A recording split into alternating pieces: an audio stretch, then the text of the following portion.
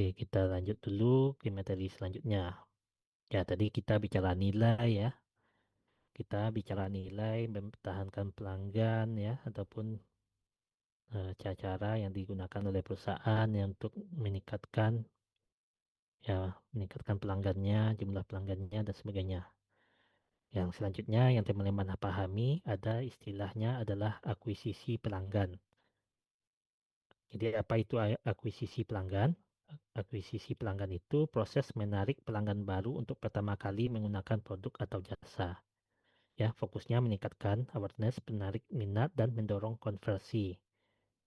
Ya, ini penting ya karena menentukan keberlanjutan bisnis. Jadi basis pertumbuhan pendapatan dan landasannya adalah loyalitas pelanggan. Jadi walaupun suatu perusahaan itu sudah memiliki pelanggan tetap ya, pelanggan yang loyal, namun tetap perlu dilakukan akuisisi pelanggan ataupun menarik pelanggan baru.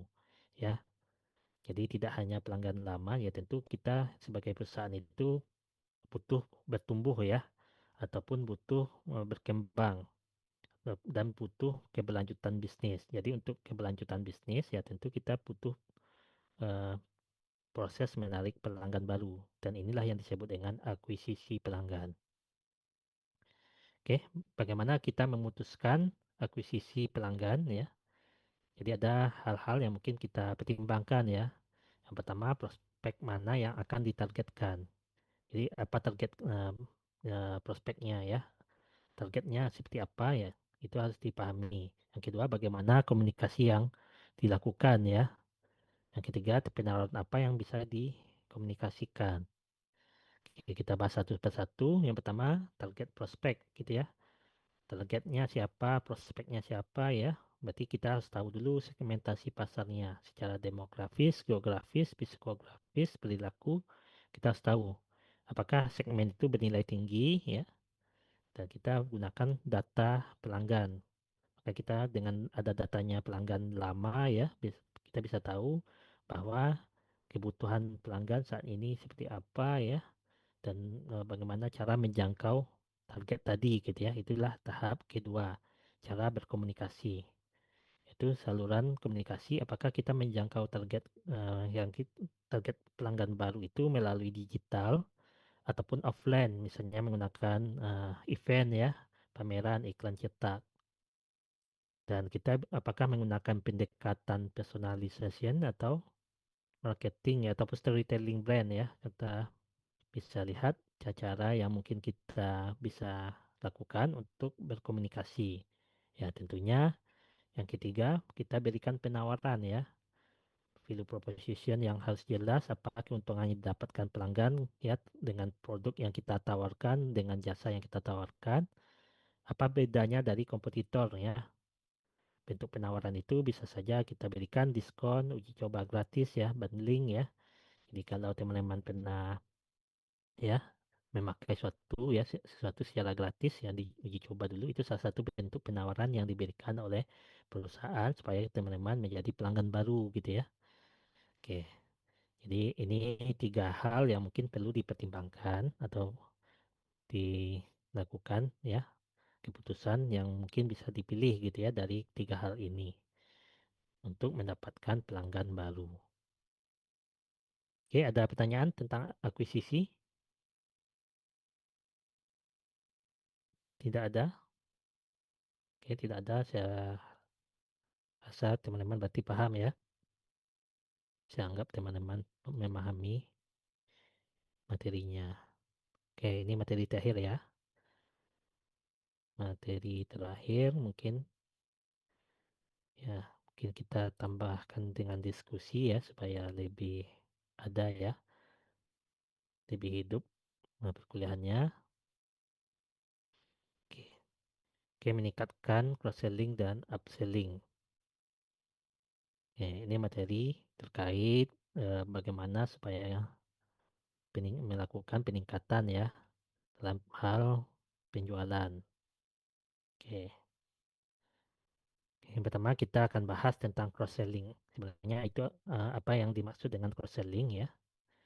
Cross selling itu adalah teknik pemasaran yang tujuannya meningkatkan pendapatan dengan menawarkan produk atau layanan tambahan yang berkaitan dengan pembelian utama pelanggan saat ini atau sebelumnya.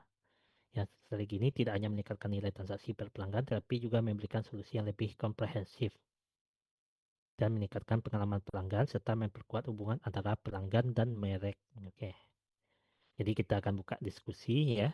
Silakan teman-teman bisa memberikan contoh cross selling itu seperti apa. Ada yang bisa bantu?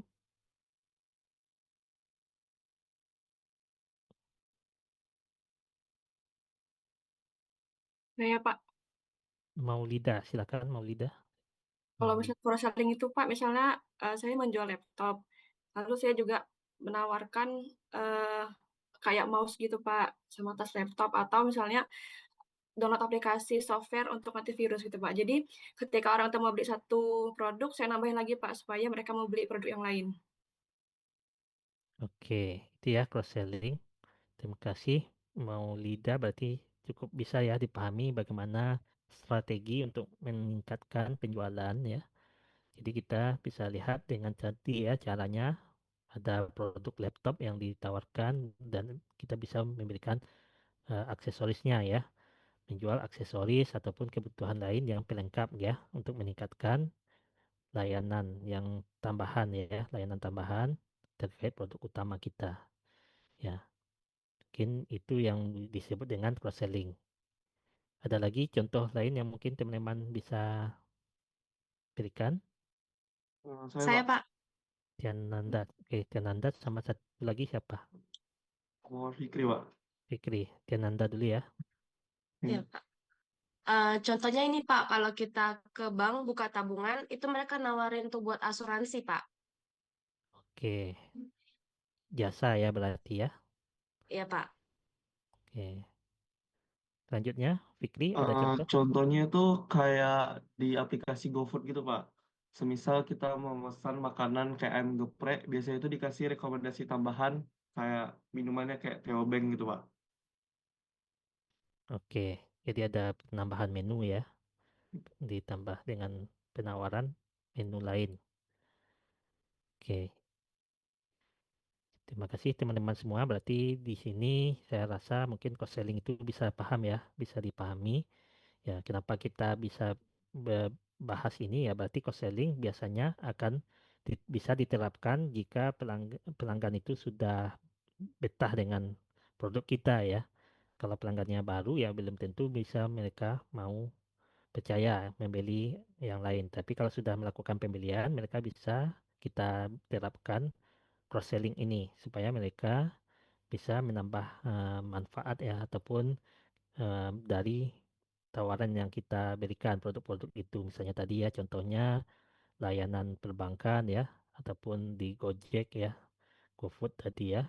Ada menu lain yang mungkin bisa kita tawarkan setelah mereka melakukan pembelian ya di menu utamanya. Misalnya mereka tadi buka rekening misalnya dan kita tawarkan sesuatu hal yang lain sebagai tambahannya. Ya, begitupun tadi laptop ya. Kita tawarkan juga antivirus ataupun eh, aksesoris pendukungnya. Oke, jadi cross-selling itu melibatkan penawaran produk atau layanan tambahan yang relevan kepada pelanggan yang sudah melakukan pembelian. Jadi kuncinya adalah sudah melakukan pembelian. Oke, jadi itu salah satu strategi supaya kita bisa meningkatkan penjualan ya. Yang awalnya hanya membeli satu produk ya ataupun satu layanan dan mereka tetap bisa menambah produk lain yang bisa mereka jual. Ide di balik cross-selling adalah memanfaatkan pengetahuan tentang preferensi dan kebutuhan pelanggan yang ada untuk mengarahkan mereka pada produk tambahan yang mungkin bermanfaat bagi mereka. Ya tadi ya misalnya kita beli laptop baru, tentu mereka butuh antivirus misalnya kita tawarkan ya, karena kita tahu kebutuhan pelanggannya. Kalau pelanggan yang baru misalnya ya, pelanggan terkait laptop mereka butuh apa misalnya, mereka butuh mouse, jadi kita tawarkan mouse ya. Atau mereka butuh antivirus ya kita tawarkan antivirus. Jadi idenya itu adalah kebutuhan pelanggan. Jadi kita tahu produk utamanya apa ya. Kalau makanan tadi ya, kalau beli makanan tentu ada minuman ya misalnya. Oke, seperti itu ya teman-teman. Jadi ya menjual produk elektronik misalnya contohnya tadi ya, beli laptop dapat menawarkan aksesoris komputer seperti mouse, tas, laptop, perangkat lunak tambahan. Oke, selanjutnya kita akan bahas tentang upselling. Tadi kalau kita sudah bahas cross-selling, maka strategi yang bisa diterapkan ya untuk meningkatkan penjualan yang kita kenal dengan istilah upselling. Jadi strategi penjualan yang bertujuan meningkatkan nilai transaksi dengan cara menawarkan produk atau layanan yang lebih mahal, lebih lengkap, atau versi yang ditingkatkan dari yang awalnya dipilih oleh pelanggan. Ya, biasanya dilakukan ketika pelanggan sudah menunjukkan niatnya untuk membeli, sehingga lebih mudah untuk meyakinkan agar memilih opsi yang nilainya lebih tinggi. Oke, ya. Ini ada yang bisa berikan contohnya, upselling seperti apa? Zatsua ya. Oke, silakan.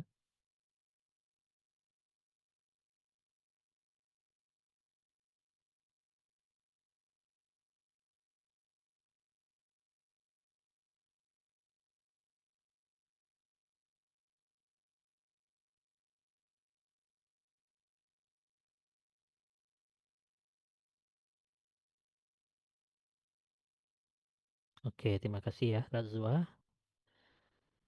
Berarti di minuman ya, dalam konteks minuman di restoran cepat saji yang mereka menawarkan ya seperti mungkin Starbucks atau yang lain ya.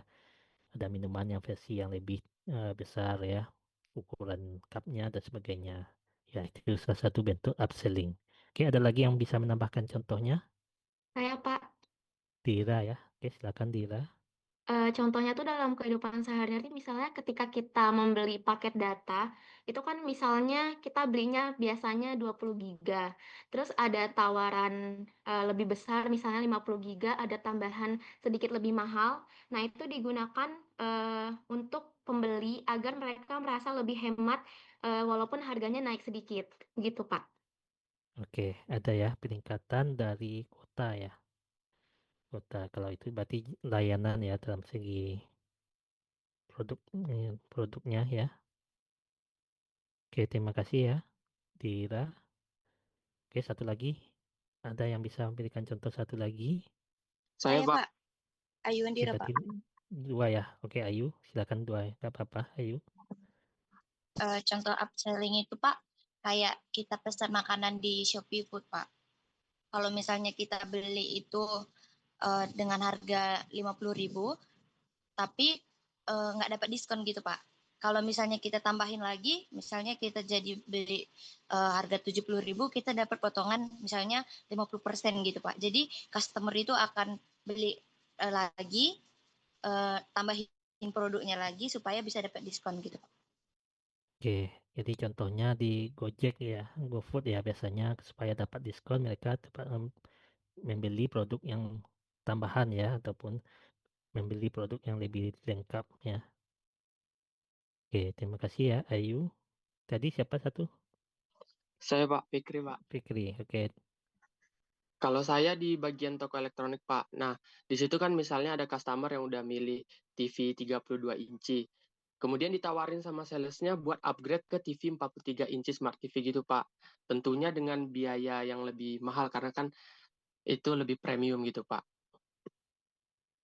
oke ada TV yang lihat berkualitas lebih premium ya, Ya, mahal. lebih premium. Oke, Fikri ya. Tadi ada Muhammad Fikri, ada dua ya Fikri di sini. Iya, Pak. Oke, dia itu ya seperti yang teman-teman sudah jabarkan penjelasannya ya. Ada dari makanan ya, dari restoran cepat saji, dari elektronik itu berbagai macam contohnya ya.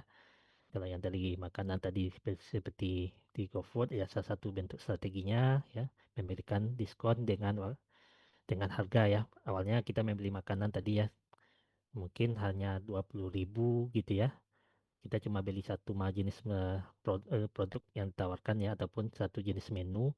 Tapi kalau kita beli menunya satu itu biasanya ongkos kirimnya akan mahal. Jadi ada diskon kalau kita bisa berbelanja sebesar 40.000 misalnya ya. Berarti kita menambah menu lain gitu ya supaya kita mendapatkan diskon. Itu salah satu bentuk strateginya sudah double ya di situ ya. Ada promo dan juga strategi upselling. Jadi itu salah satu bentuk-bentuk yang mungkin bisa teman-teman lihat juga dalam elektronik ya.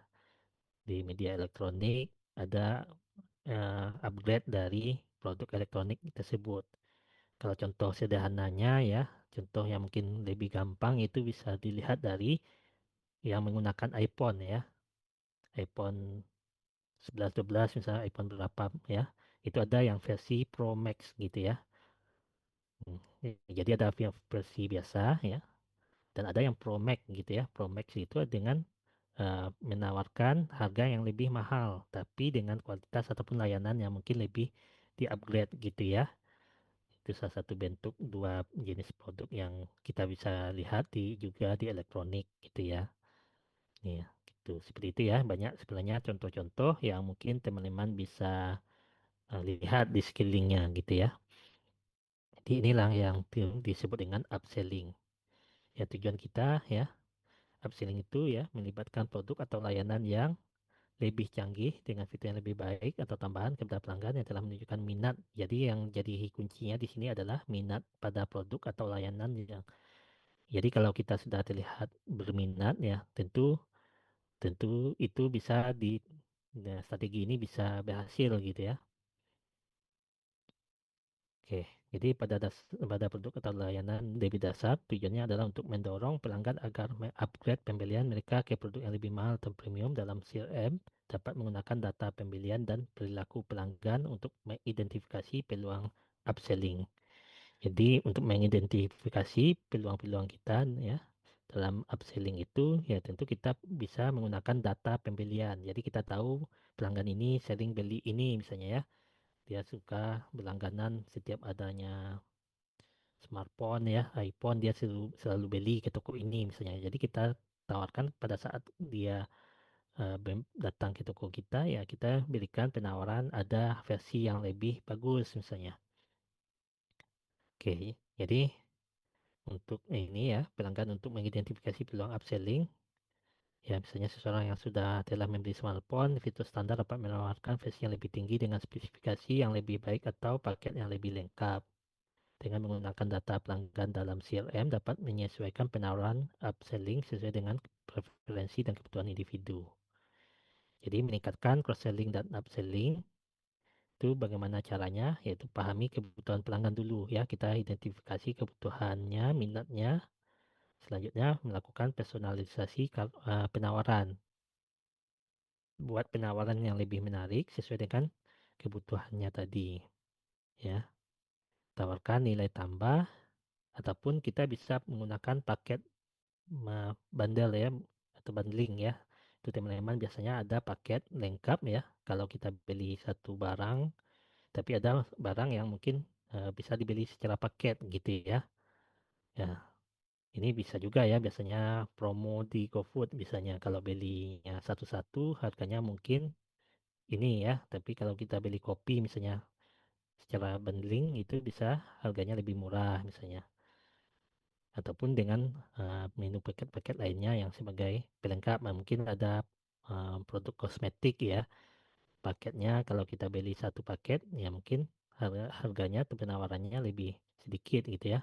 Dan diberikan paket yang lengkap. Itu salah satu bentuk strategi-strategi. Sebenarnya banyak strategi yang mungkin teman-teman bisa terapkan nantinya ya. Kalau ini bekerja di bagian manajemen hubungan pelanggan ataupun pemasaran. Jadi berikan ide-ide yang mungkin bisa sekiranya mendapat manfaat ya bagi perusahaan. Ya itulah yang disebut dengan memberikan pelatihan salah satu bentuknya ya supaya karyawan itu tahu tentang produk dan cara menawarkan produk dan layanan tambahan ya lebih efektif mempengaruhi pelanggan dan gunakan data pelanggan dan pilih waktu yang tepat ya. Jadi pilih waktu yang tepat seperti pelanggan saat pelanggan menyelesaikan pembelian atau ketika mereka menunjukkan minat pada produk terkait. Jadi ini salah satu bentuk strateginya ya. Kalau kita kelihatan melihat kalau pelanggan itu sepertinya berminat ya maka kita tawarkan gitu ya. Oke, ini materinya sudah selesai ya. Teman-teman sudah selesai terkait materi ya. Jadi pada pagi hari ini kita sudah banyak ya membahas tentang manajemen hubungan pelanggan ya mulai dari nilai ya tadi ada nilai dan strategi, ya tadi awalnya nilai pelanggan dan sampai ke bagian ini ya, cross-selling dan upselling. Oke, ada pertanyaan terkait semua materi yang sudah diberikan pada pagi hari ini? Izin Pak, izin bertanya. Oke, Maria ya, silakan Maria. Izin bertanya Pak, saya tertarik dengan materi yang tadi cross-selling. Kalau bahwasannya cross-selling itu merupakan metode penjualan dengan menawarkan produk-produk lain.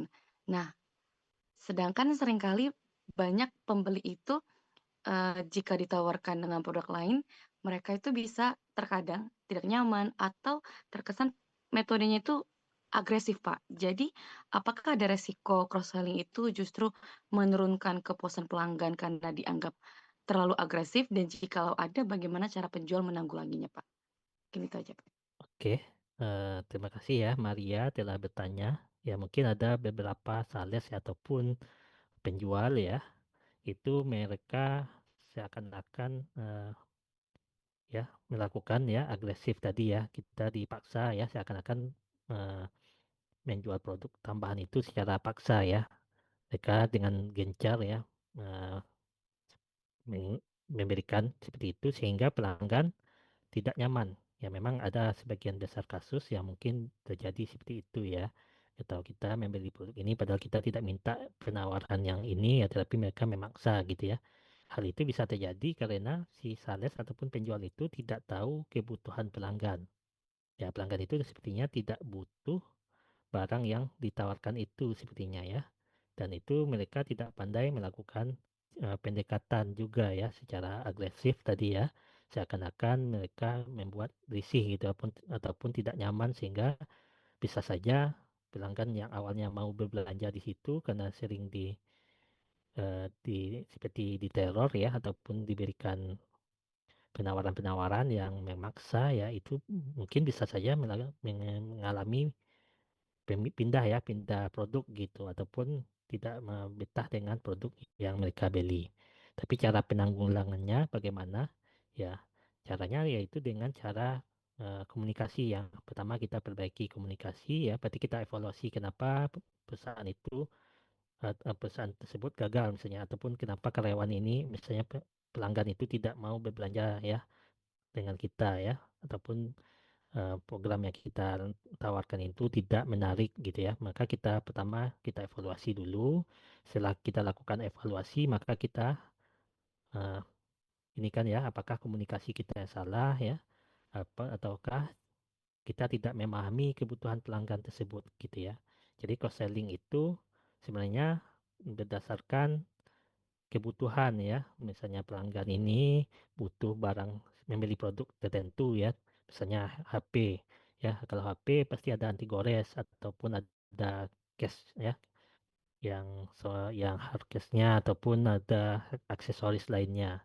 Jadi sebenarnya cara menawarkan itu ya tentu mereka kita perlihatkan ya, butuh aksesoris dan sebagainya ya tentu dengan cara yang tidak agresif. Jadi itu salah satu bentuknya. Jadi kita tawarkanlah produk-produk yang memang sesuai kebutuhan mereka. Kalau produknya tidak sesuai dengan kebutuhan pelanggan ya maka ya bisa saja pelanggan itu tidak nyaman ya, tidak mau sebenarnya kita tawarkan. Tapi kalau mereka sepertinya perlu ya, misalnya ya kalau pakai smartphone pasti perlu anti gores misalnya. Jadi kalau mereka perlu, mereka tidak akan risih dengan penawaran kita gitu ya.